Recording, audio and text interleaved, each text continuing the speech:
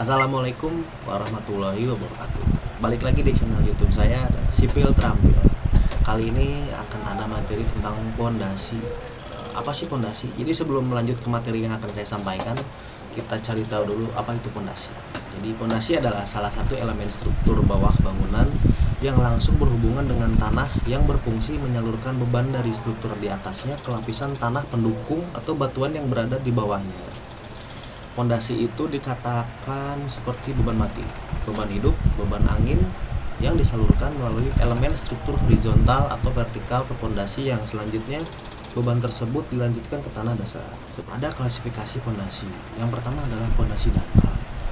Pondasi dangkal itu adalah pondasi yang didefinisikan sebagai pondasi yang mendukung bebannya secara langsung, seperti pondasi telapak, pondasi memanjang, pondasi rakit, pondasi dangkal yang biasa digunakan apabila kedalaman tanah baik tidak begitu dalam, yaitu antara 0,5 sampai 2 meter, serta kapasitas dukung tanah relatif baik. Secara umum, pondasi dangkal ini memberikan biaya lebih murah dibandingkan jenis pondasi lain. Yang kedua ada pondasi dalam. Pondasi dalam adalah biasa didefinisikan sebagai pondasi yang meneruskan beban bangunan ke tanah keras atau batu yang terletak relatif jauh dari permukaannya. Pondasi tiang pancang dan pondasi sumuran merupakan pondasi dalam yang umum digunakan di lapangan, kecuali proses mobilisasi kendaraan dengan medan yang cukup sulit. Penggunaan borvel sebagai alternatif penggunaan pondasi dalam. Pondasi dalam ini biasanya digunakan di tanah keras atau lapisan tanah dengan daya dukung yang memadai, berada dalam kedalaman tanah yang cukup dalam dari permukaan dan pada lapisan tanah atas berupa tanah lunak, sehingga mengharuskan pondasi dipancang mencapai lapisan tanah keras tersebut.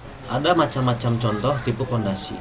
Yang pertama adalah pondasi telapak, yang kedua pondasi memanjang atau batu kali, yang ketiga adalah pondasi rakit, yang keempat ada pondasi sumuran, yang kelima ada pondasi tiang, keenam ada tiang pancang kayu, 7 tiang pancang beton pracetak, 8 tiang pancang baja, yang 9 pondasi piers, dan yang terakhir pondasi cushion boreville atau boreville.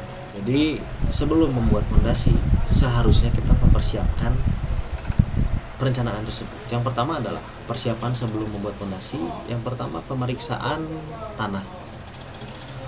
Manfaatnya itu untuk menentukan bagaimana sifat fisis dan juga mekanis lapisan tanah yang ada di lokasi dengan hasil uji laboratorium terhadap contoh tanah yang terganggu dan contoh tanah yang tidak terganggu.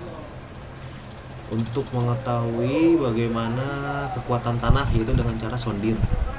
Yang ketiga adalah mengetahui bagaimana kedalaman muka air tanah yaitu dilakukan dengan cara boring. Yang keempat untuk mengambil sampel tanah dengan cara boring. Melakukan analisa. Setelah melakukan pemeriksaan tanah yang barulah langkah selanjutnya kita lakukan hal yang tidak kalah penting, yaitu melakukan analisa dengan pengujian sampel. Hal ini mengetahui berbagai hal, diantaranya seperti menentukan daya dukung pondasi dangkal dan pondasi dalam berdasarkan pada kuat geser tanah atau in situ test, dan mengevaluasi besar kecilnya penurunan tanah akibat beban pada bangunan. Yang ketiga ada hal yang harus dipertimbangkan dalam pemilihan jenis pondasi. Yang pertama adalah kedalaman tanah pondasi, yang kedua batasan-batasan akibat konstruksi di atasnya, yang ketiga keadaan daerah sekitar lokasi, yang keempat waktu dan biaya pengerjaan, yang kelima jenis pondasi yang kokoh, kaku, dan kuat. Mungkin hanya itu yang bisa saya sampaikan tentang materi pondasi. Sangat singkat memang. Kurang lebihnya mohon maaf. Wabillahi taufiq wal hidayah. Wassalamualaikum warahmatullahi wabarakatuh.